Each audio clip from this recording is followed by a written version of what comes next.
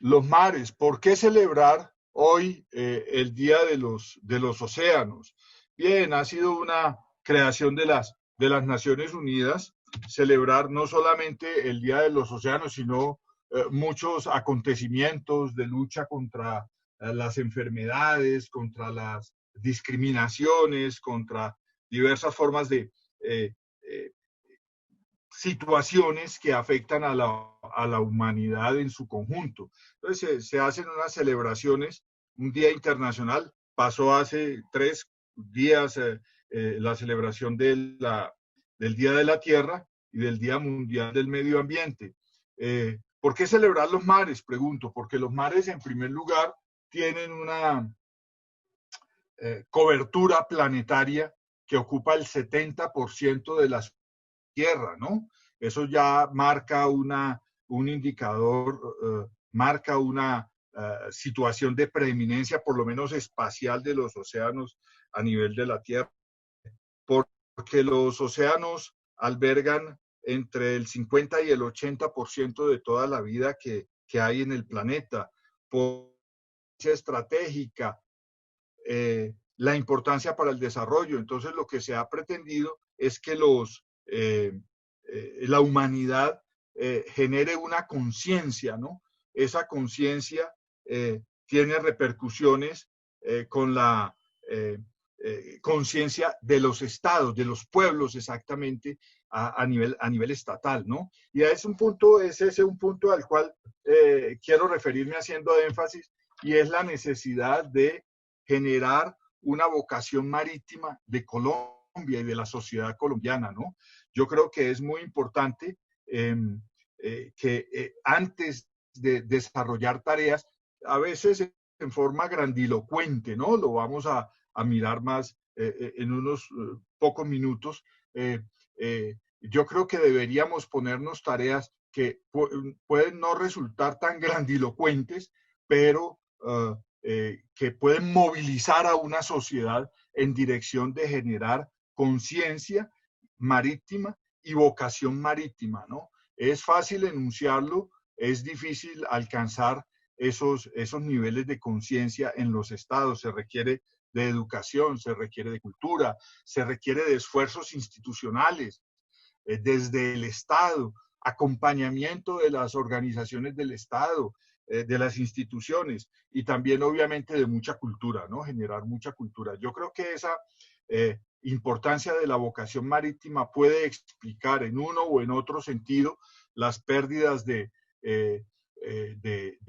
espacios oceánicos, a lo cual se ha hecho mención por la poetisa Matilde hace unos minutos en este evento. De manera que existe pues una necesidad de desarrollar una vocación marítima en un estado como Colombia, con salida a un mar importante y a un océano igual de importante y extenso, porque está en juego la capacidad de desarrollo de los estados, y en estos momentos, en esta coyuntura de pandemia, la capacidad de los estados de responder pues a la situación de recesión que se gesta, que muy probablemente vendrá, de recesión económica, ¿no? Entonces hay ahí unos espacios para constituir alternativas, ser creativos, ser innovadores, y para eso sirven estos eventos y estas celebraciones, ¿no? Para generar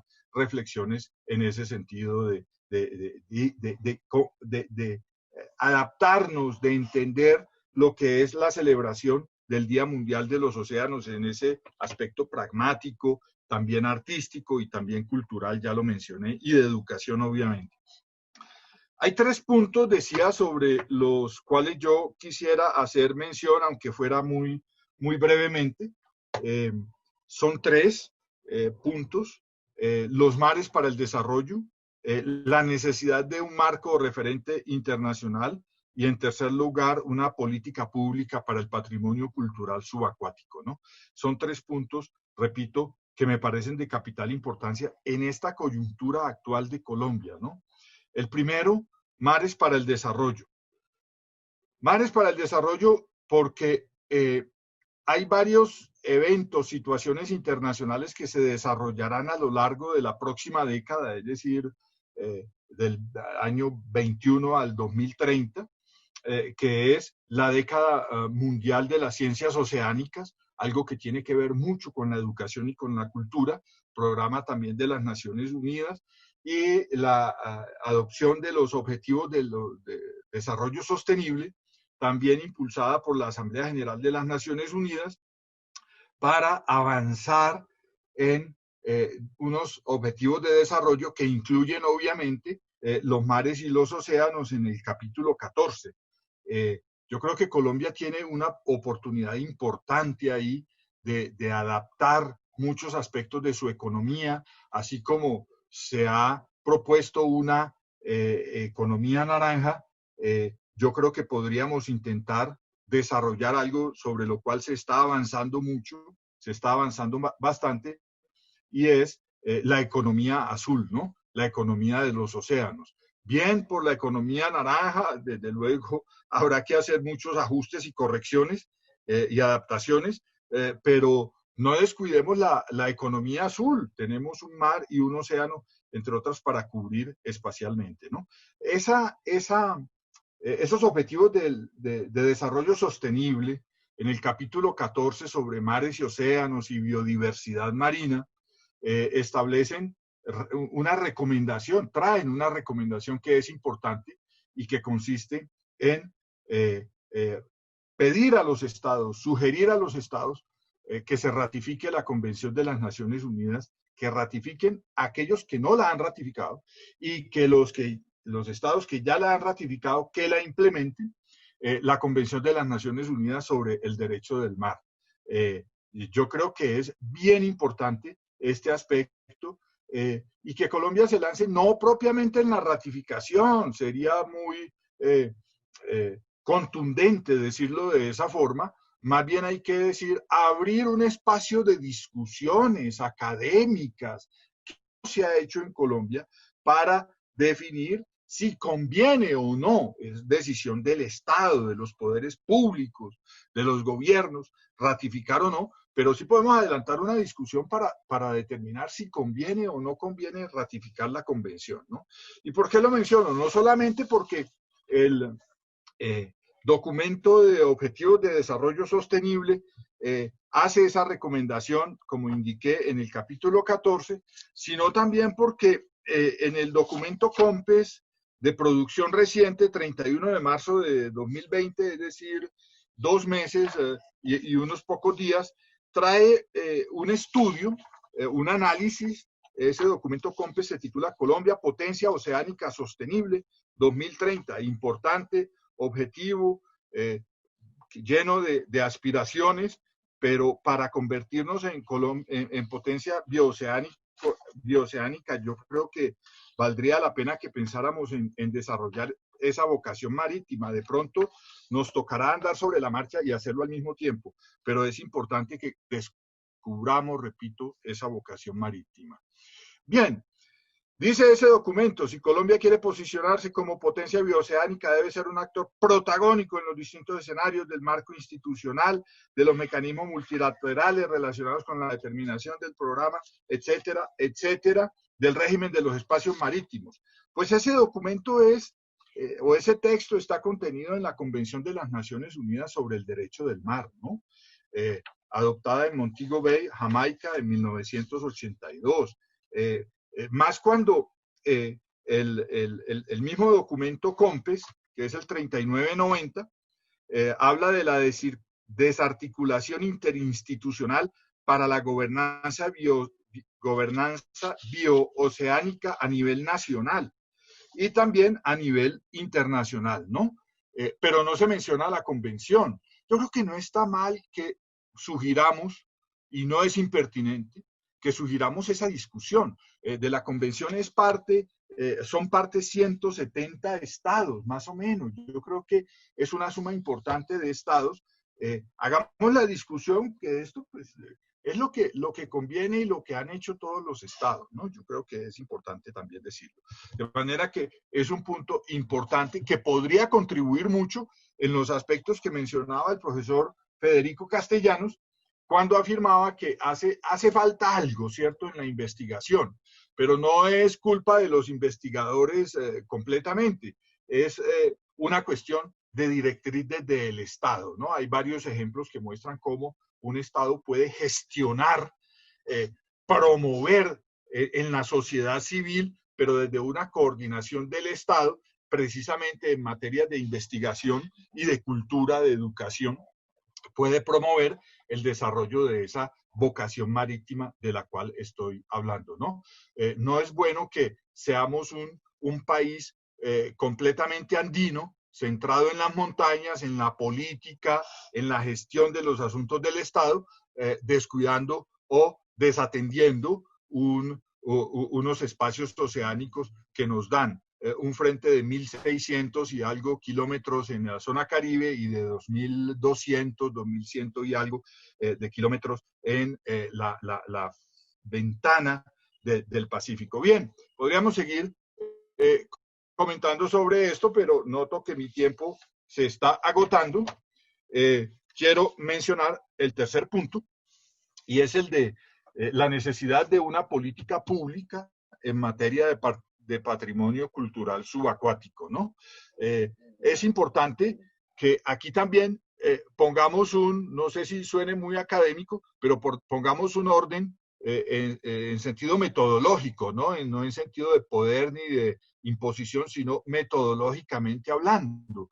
El Estado colombiano se ha lanzado en una acción, como lo ha anunciado, en un objetivo de rescatar particularmente el galeón San José, considerado uno de los naufragios históricos más importantes en el planeta, y no es exagerado. Hay documentación que dice la importancia de ese naufragio histórico, los intereses que lo rodean, de manera que siempre nos pareció, y así lo hicimos, junto con académicos de otras universidades, de la Nacional desde luego, y de otras universidades, recomendando que no se rescatara el galeón San José sin haber hecho una política pública, ¿no? Dimos unos argumentos. Esa política pública también debe ser promovida desde los estados y debe traer unos elementos de discusión también muy importantes. Fíjense que lo que estamos proponiendo es discutir ciertos aspectos, ¿no? Que conciernen los mares. Y discutir qué? El rol de las potencias colonialistas en el pasado, el rol de las minorías étnicas, indígenas, africanos, blancos, mestizos, que contribuyeron con su fuerza a lo que hay yaciente como carga de esos naufragios históricos, no solamente del galeón San José. A partir de ahí, habría que seguir elaborando una política pública con unas directrices claras para proteger ese patrimonio y, sobre todo, esclarecer esos mecanismos del colonialismo y del neocolonialismo también, ¿no? Es decir, de los mecanismos vigentes actualmente de ese colonialismo, que son verdaderamente preocupantes y sobre los cuales es poco lo que ha dicho el Estado colombiano, poco o tal vez nada, ¿no? ¿En qué sentido? En que España viene reivindicando los galeones llamados de su bandera, sin que se haya discutido y excluyendo a una potencia como el Perú, a un país, digo potencia en sentido de Estado, a una potencia como el Perú que reclamó derechos sobre la fragata Nuestra Señora de las Mercedes. Un caso largo que valdría la pena explicar más en detalle, pero que nos da cuenta, nos informa de el ejercicio muy sutil a través del derecho internacional del mar, mecanismos muy sutiles, digo, de neocolonialismo que dan a las potencias coloniales del pasado ciertos poderes, le atribuye ciertas facultades, mientras que, como insisto, lo demostró el caso de la fragata de Nuestra Señora de las Mercedes, deja por fuera a un Estado que estaba diciendo esa parte de esa carga salió de este país, ¿no? Entonces, la cuestión es discutir las relaciones históricas, llamo yo, relaciones históricas de esos grupos, minorías de hoy, minorías del pasado, sometidos a dominación colonial, que deben tener o tienen hoy aún una relación histórica, ¿no? Con esos naufragios históricos. Esa debe ser una razón para abrir espacios también de estudio, de academia, para dilucidar estas cuestiones, ¿no?